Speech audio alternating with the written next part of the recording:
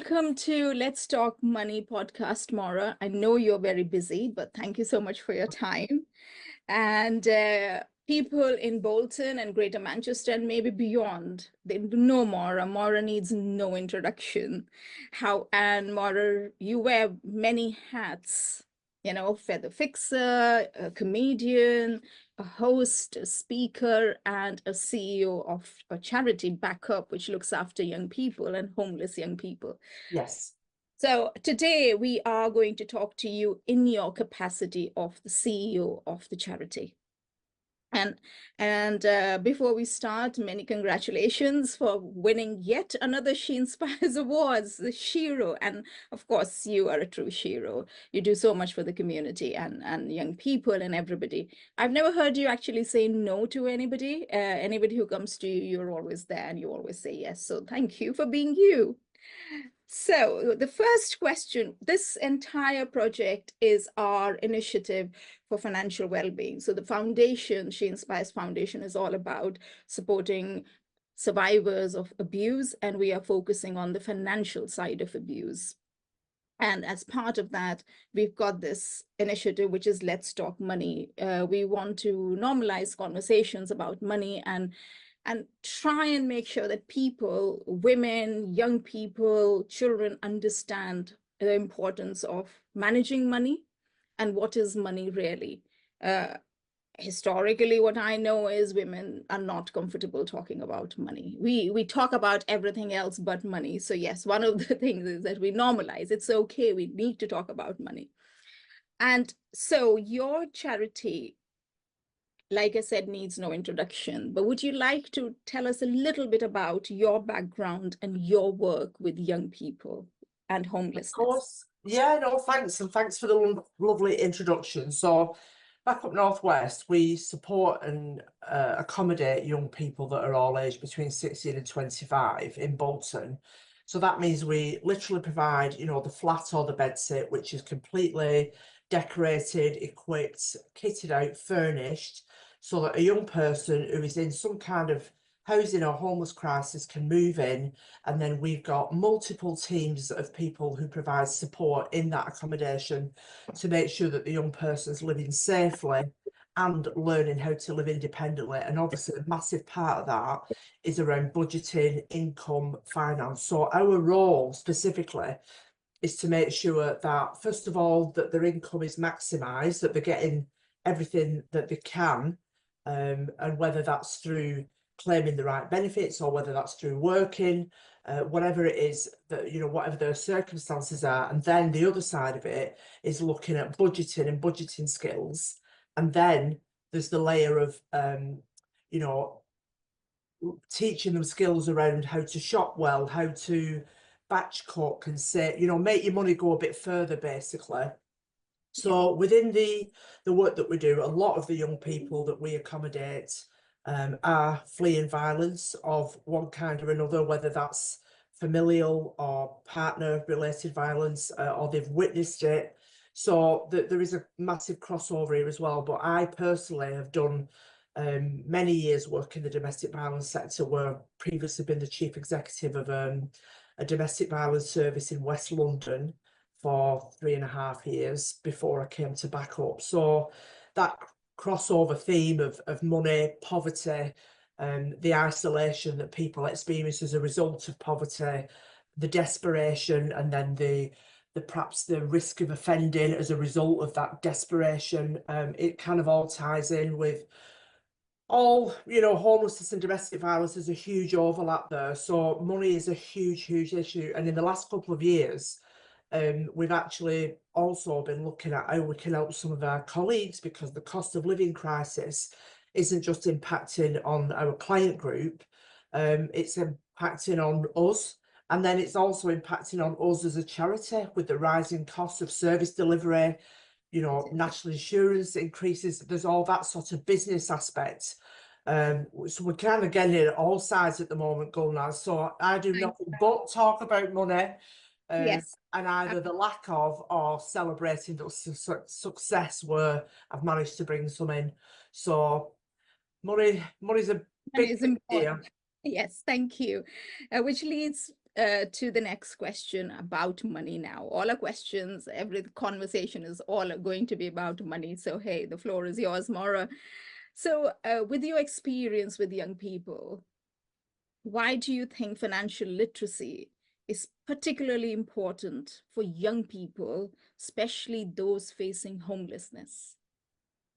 I mean, it's just one of those key skills you need all your life, don't you? And I think that particularly now, as I've just mentioned, the situation we're in terms of the economy and politics, it's vital. So I think it should be on the school curriculum. I think in terms of managing money, budgeting, but things like how to open a bank account, the principle around saving money, all those skills really should be taught to kids at a young age, because I think the assumption is that they pick this kind of stuff up through family, and that isn't the case, because families are getting by the best they can, and even families with money don't necessarily spend it wisely or spend it well. Um, there's I know that when I was younger, there was kind of a lean towards everything was bought out of a catalogue, and you had stuff on, we called it the never never, because you were just constantly paying for stuff that you had months ago. And as soon as you got it down to a manageable amount, you buy something else, and that's how it went. That doesn't seem to be a thing now, but credit and debt are still massive things, and very easily available, but too easily in some cases, thrown at people. So I think that it's really important, because if you haven't got that financial acumen, and you don't have to have money to be able to deal with money, you need to just know how to be smart with it, and think, well, I'm paying through the nose here on interest rates or stuff like that. So I think if young people learned about interest rates, I mean, I don't think I knew what interest rates were till I was about 35. No, By which time I was in a shed load of debt, and I had a rubbish mortgage. And it's things like that when you think about is that renting we properties just had or a plastic card and you think you can buy whatever you want. absolutely, You're not absolutely. taking money. I Here mean, is the in card. my mid-20s, in a fit of recklessness when I was getting divorced, I put a cruise on a credit card, thinking, I deserve this. I've had a divorce. And afterwards, I thought, it took me 5 years to pay for that cruise. It were a great week, but flipping heck, I really paid for it, and some with the interest. Like, what was I thinking? And it Also, seems there's one thing that I know, ridiculous. especially with young people, especially with girls, really. Nowadays, when you go, you're buying online, everything is online. You just go and buy online. And most of the websites offer payment in installments, Yeah, and credit is offered straight away. yeah, And I find that like really disturbing, because you could go buy £1,000 stuff from the website and you don't have to pay. It's same like interest and credit cards, but yeah, it's making young girls, very vulnerable in terms of buying makeup, in terms of buying clothes and shoes. yeah, All you have to do is yeah. go on the website and pay in installments. So they are already in debt. Absolutely, and we see that day in day out here, Gulnaz, and I mean, it's young women mostly, but men as well, Yeah. where they will come to us and say, we haven't got any food, or we'll be in the flat and think, well, there's nothing in the fridge or the whatever, because we do check, because we want to make sure that they're eating and sleeping, and that basic health needs to taken care of. And they'll say, well, I've spent all my money. Well, like, okay, what have you spent it on? Where's it gone this month? Let's have a look at that. Tattoos, lip Yeah. fillers, hair extensions, and we're like, what, over food, over electric? Is this real? How has that priority become the image is king Yeah. over? There's always been an issue around social media and peer pressure, and media in general, around celebrities, or the way that people look, or the way that there's an expectation that you might look. But True. I think it's as bad as it's ever been now, where if you can't afford to look a certain way, you can't afford that treatment or whatever, then it isn't just accepted that you can't afford it. They're bullied, they're Yeah. criticised, Peer and they're pressure judged. and It kind of goes a step further now. It isn't just like, well, I can't afford the same car as the guy next door. Well, that's fine. I've got this car. Now it's like, well, if you can't afford it, why can't you afford it? And then combined with the thing that you've just described, where companies are making it super easy, well, it doesn't take much pressure to think they're going to give in. They're going to give in and get those things. But it's never ending. You know, one month it's new eyebrows, and the next month it's something else, and they're not cheap. Now, And most of the young people that live in our services, and I'm not exaggerating when I say this, that when they've paid the financial commitments like the bills or a phone bill or whatever, they've probably got £10 or less expendable income to pay for food in a yeah, week. So if they're then choosing to use that money, or then they're getting in debt, or they end up being coerced or pressured into behaviour like doing little bits of small criminal activity to be able to top up their income because it's easy. it is. It is. They're under such pressure, you know, there's people pressurizing them. And they're isolated. So if you're homeless, you've got us. We are literally your backup, and we're there to support you morally, ethically, emotionally, but we're not there 24 hours a day saying, you know, like a parent might be or a relative sort of saying, now hang on a minute, no, this is what we do with our money. If you've got this, you need to save that now till next Thursday because you know you're doing this. It just burns a hole in the pocket. And if they're, you know, if they're already isolated or anxious, or then they're doing things to kind of make themselves feel better, and spending can be one of those things. So we The have to vicious try and circle. Yeah. introduce other ways and think, right, well, the same hit of dopamine you get from spending comes from swimming.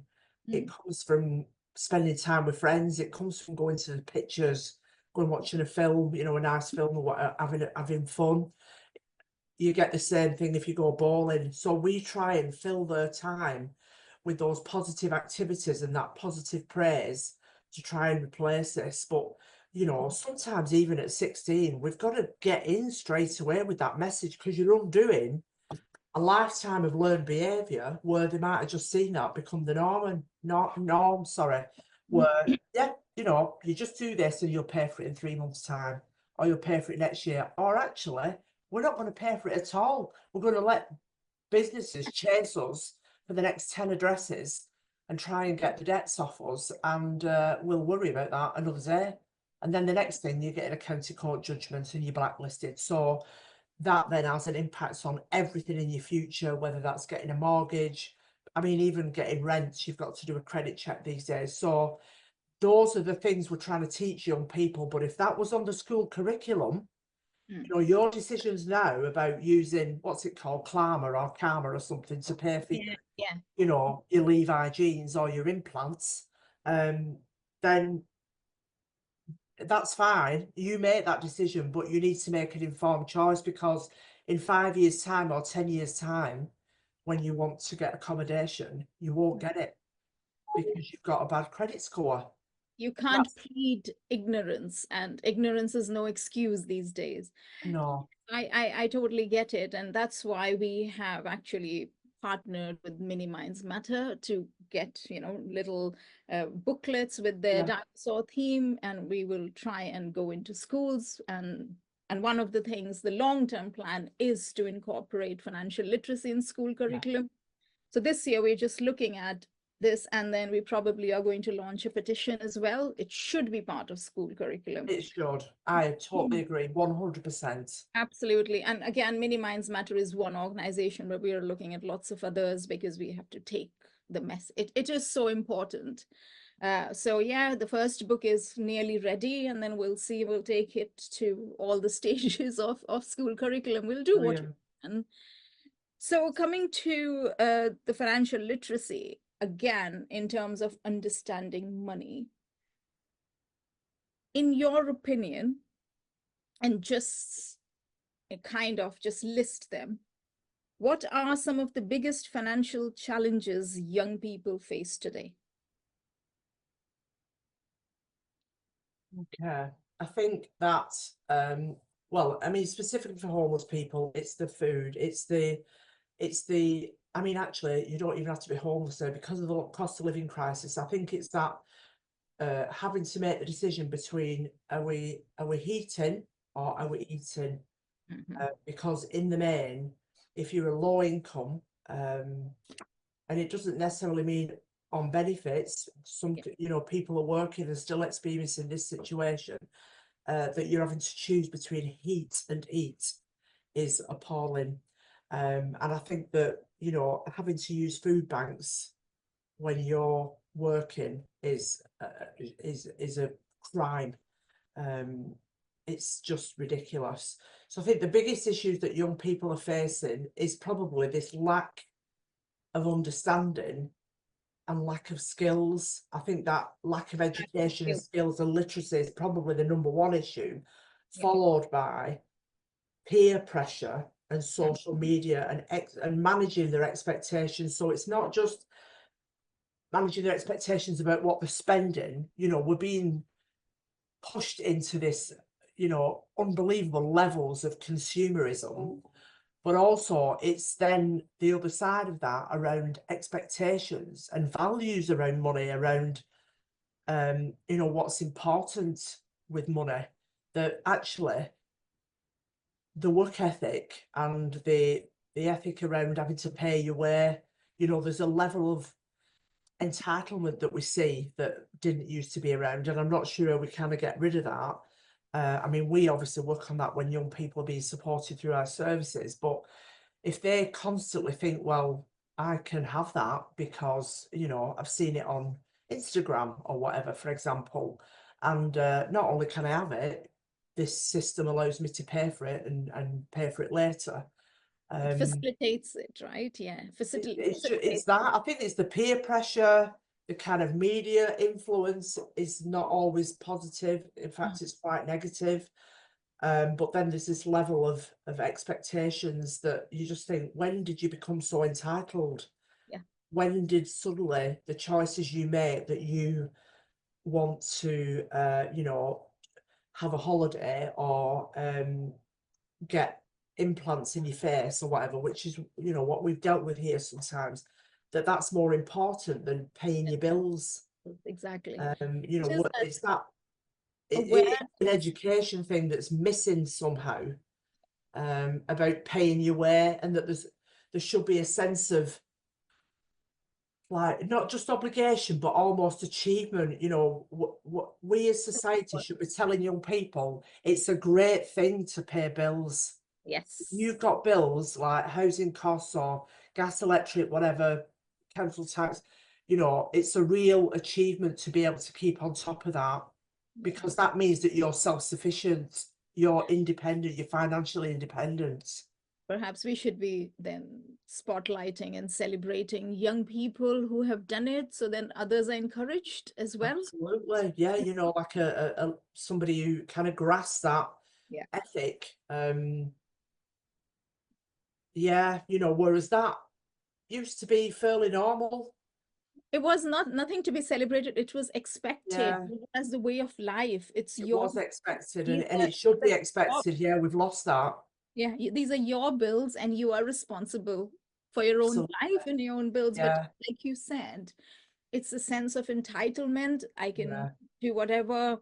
And then there'll be people who would support me. I don't have to worry about food because I'll be yeah, fed. Nobody will let me go hungry, yeah. but nobody will give me money for implants or hair extensions or Absolutely. And one of the hard things for us, in terms of our support work and the frontline teams, is relaying that message to young people and saying, right, today we know that you've got no food because we're in your flat or bedsit. We can see that.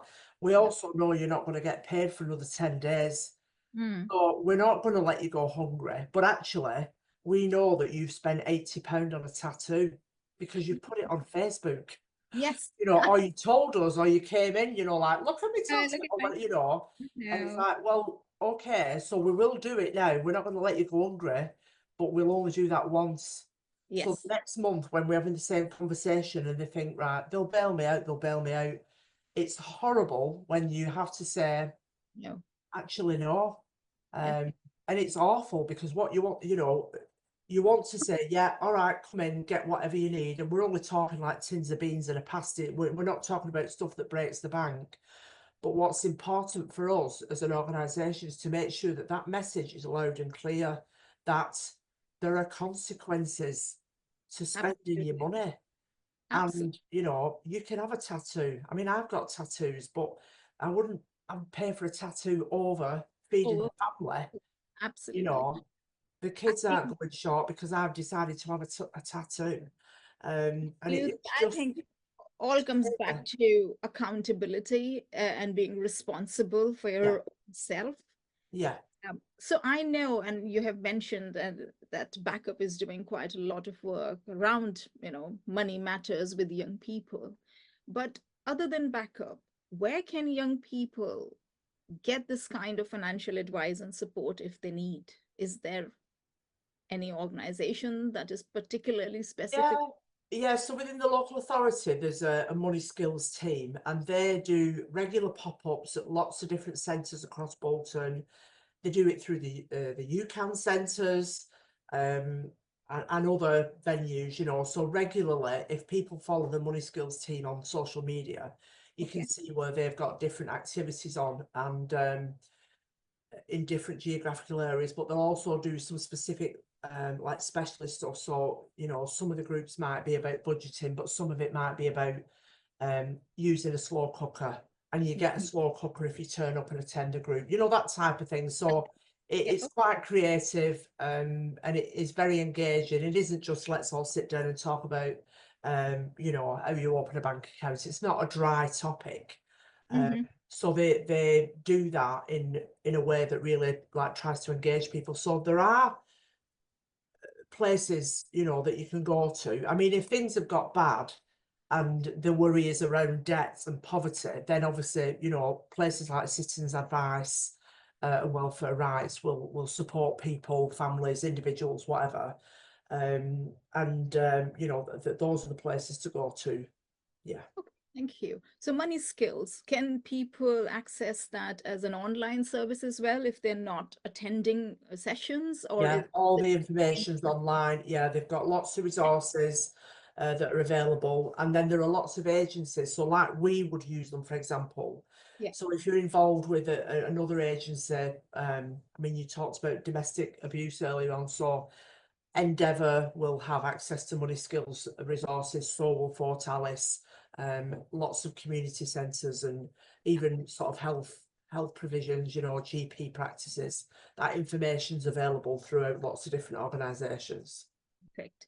It's just that sometimes there's such a shame attached to it that people don't want to go in person, if they're in debt or something. Yeah. So they just like to just go Well, that's online. why the groups aren't, you know, you are in debt, please come to our group, and everybody knows why you've turned up at that venue. You know, the titles of the groups is totally different, you know, so like slow cooking, batch cooking, Mhm. preparing in advance, saving skills, wealth management. I mean, they use different sort of titles, but you know, Okay. we go regularly. Okay. Yeah, Thank you. And now, last question. I mean, I could talk to you for hours, but I'm conscious of time as well. If there is one piece of financial advice you could give to young people or a young person struggling with money, one advice, what would that be? wow, that's a tougher question than it sounds, because there's a lot really, and Okay, I three. think if I'm going to be like profound, which is not like me, Gulnaz, You are as you profound. know, I don't think very often. I think the answer is to Okay. think about what you're doing before you do it. Just give it some thought. So whatever you're going to do, if you've thought it through and you've thought about the consequences, Yeah. and then I suppose it's tied in with educate yourself. So find out what's available and what your options are, and then just think. Because I think, pardon the pun, people get into problems when things are done on impulse. So impulse buying can be that thing that people get bought into because they're online. you know, something's popped up on the phone, new boots, a handbag, you know, we're like magpies, aren't we? And I'm, you know, I'm just, I look at things and then I think, oh my God, a shiny thing there, I need it. And I think, no, I don't. No, I don't. Move on, scroll on, keep going. It's You know, Black so we're all Friday. tempted. Black We're all Friday tempted. offers are coming through like crazy, Yeah. and no matter how much you try and resist them, you're thinking, "Oh my God, that's a good We're one." bombarded with adverts. So, and then the peer pressure. So I think the biggest advice is it doesn't matter what the scenario is. Just think twice, step back and think, do I need it Yeah, or do I want it? Can I afford it? And what's the impact of buying it? Just perfect. think it through. That's perfect. Thank you so much. Yeah, thank you very much. It is like great advice, and we've had some great discussion around young people, and peer pressure is massive. Yeah. I I think peer. mean, I know when I first left home and I was young, like 16, and I remember at 17, I went to, there was a place in Bolton called Quintin's, and it Yeah, sold all kind of electrical stuff and shiny furniture and all this sort of. Derby Street, isn't it? Yes, Well, I Derby Street. went down there and I bought myself a stereo system, you know, a layered, and it were about 300 quid, but it might as well have been a million. I didn't have any money. And I bought it on a credit agreement, signed for it. Wasn't 18, they never checked. Signed the thing, went home, plugged it all in, you know, thought I was big time Charlie Bisbal. And then my mum saw it and said, "What is that? Where has that come from?" I told her. She went ballistic. She boxed it all up, drove down there, tore a Mm, strip off the man in the shop. He was giving it all. She signed, she's done this, it's a legal document. She said, I don't give a toss. She's yeah, not 18. You've done this, you put her in debt. Blah, blah. Anyway, they revoked it all. They took it. I mean, I was mortified. I was embarrassed that she yeah. would show me up in this way, and I wanted the stereo. Of course you But did. she was right. Yeah. You know, I'd have been paying for that for 5 years. It was ridiculous. I know we've all done these silly things, but Yeah, yeah, she went down there. I thought, oh my God, you know, that's it. I'll never be able to show my face there again. But she was right. it was. Absolutely. All right. Thank you, Maura. You have a lovely day. You And too, Gunners. Lovely to see your smiling face. All I'll right. let you know. All right. Bye. You. Bye bye.